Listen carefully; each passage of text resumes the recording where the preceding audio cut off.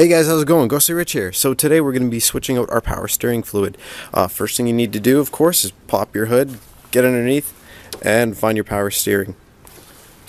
After that, you're going to take off your cap, and from here you're going to need something to siphon it out with. Some people like to use the bubble way. It's a bubble siphon where you squeeze it and it sucks the fluid out. I usually just use this, which is a suction gun.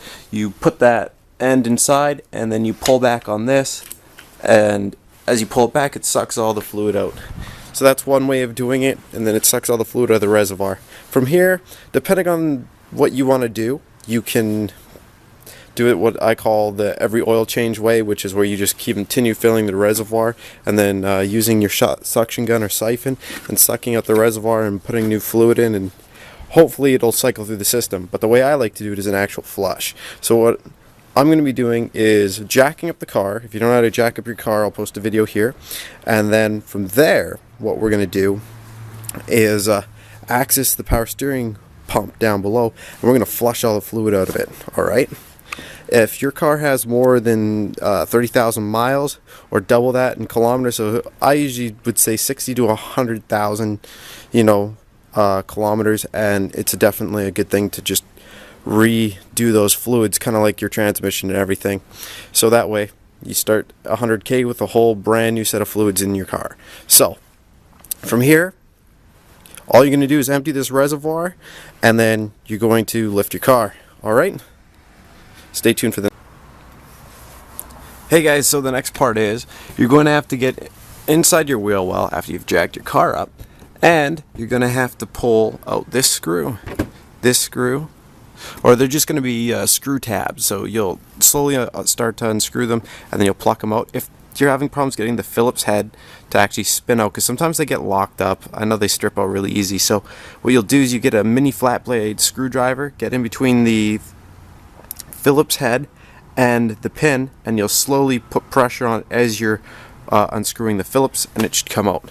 So yeah, do that with these two, and then after you do that one, you'll see a 10mm bolt. You're gonna have to unbolt that from right here, and then on the bottom edge here you're gonna see 3 more Phillips on this panel, and then you're slowly just gonna work it out.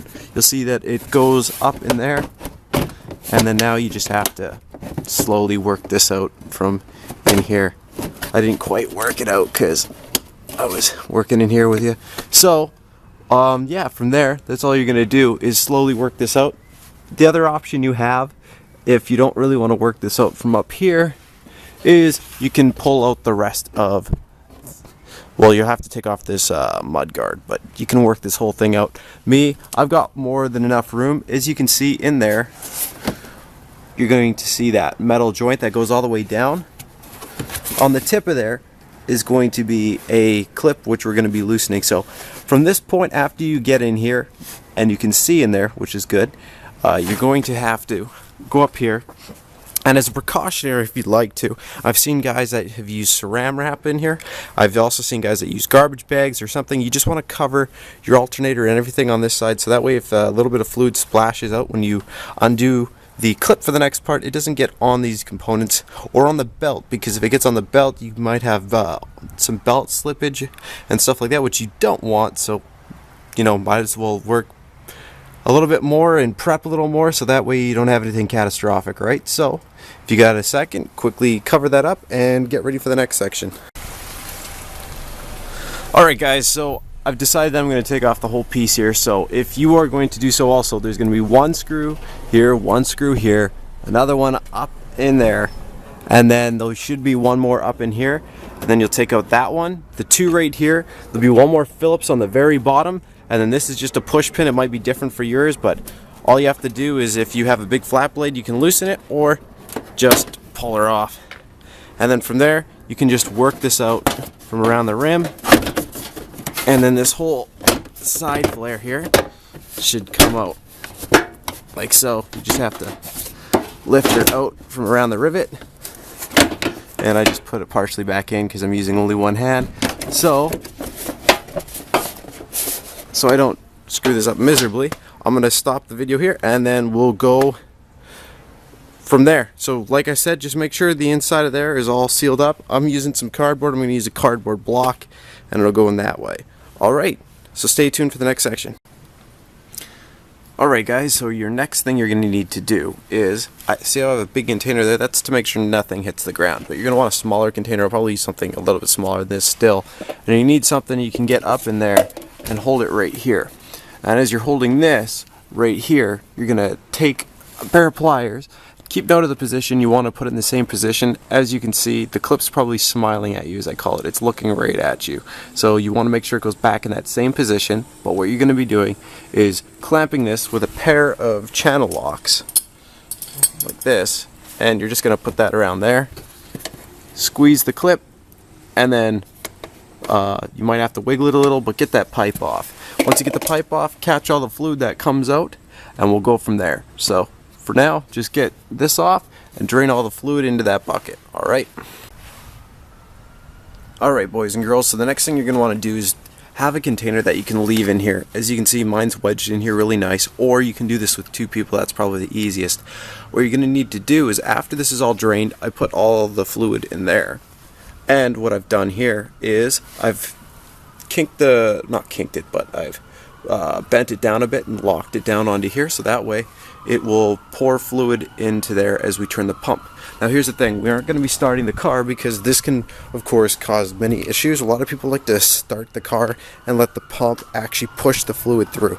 It can be alright, but I don't suggest it.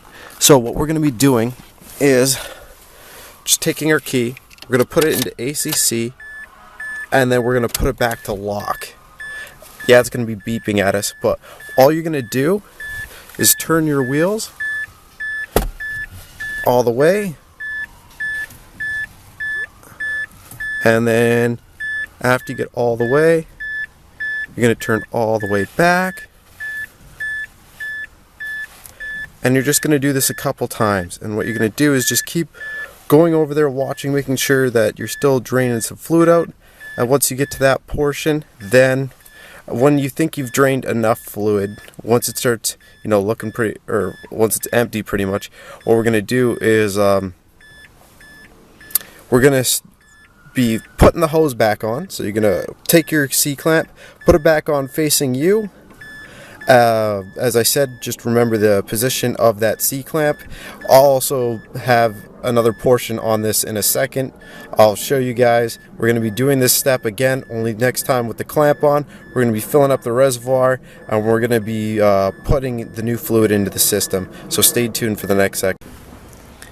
Hey guys, how's it going? So, as you see here, I've put the clip back on how it should be facing. It's facing us, while the mouth of the clip is facing us, it's back up to the right point on the tube, and everything up here I've given a quick wipe so that way it's all clean in here, so I can remove the cardboard without worrying about any of it getting on the belts or anything in there.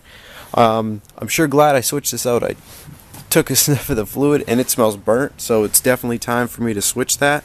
Glad I caught it, and yeah, and there's a lot of dirt in it, so have to see.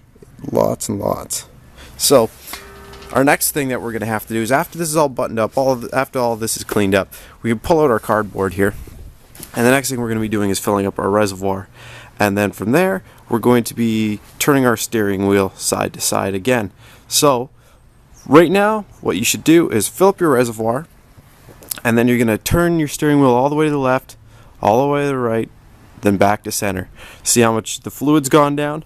Top back up, and after you've topped it back up to max, turn all the way to the left, turn all the way to the right, turn it back to center, check your fluid, and then if it's gone down, top it back up. Alright, and you're going to keep doing that until it stops going down. After you've done that, you can then start your vehicle, turn all the way left, turn all the way right, and then check it again. If you want to do it 30 times, and then as long as you have, then once it stops moving, what you should do is, in 1 week of driving, if you drive it every week, if you drive like I do, barely any, what you'll do is you will check it after you've got probably 500k on it, and just check and see where it's at. If it's down again, top her back up. So it's just topping it up, and from there you've flushed it all out, right? So other than that, stay tuned for the next section, and go from there.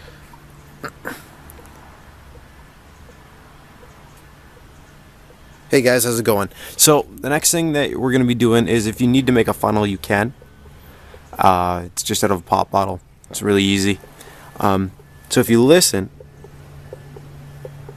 you'll probably hear a popping noise right now, and that's all the fluid just going down and all the air coming up in the system. So what I'm doing is I'm just letting it bubble out, and then as you can see, the fluid's going down. After it gets down, I just top it up and I keep letting it do this. After that, once it settles out, we'll start moving the steering wheel after we max it out again. Of course, you always want to make sure that before you start moving the steering wheel, it's near max, so that way as you move it, you're not going to drain it past there. And we're letting all the air come up, so we don't have to, so we have no air in the system, right?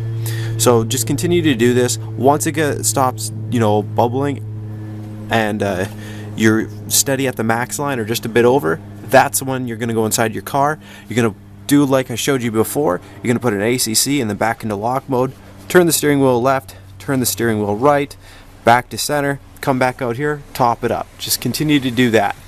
Alright, so let's continue to do that, and then we'll continue, and then I'll do one last section once we're finished.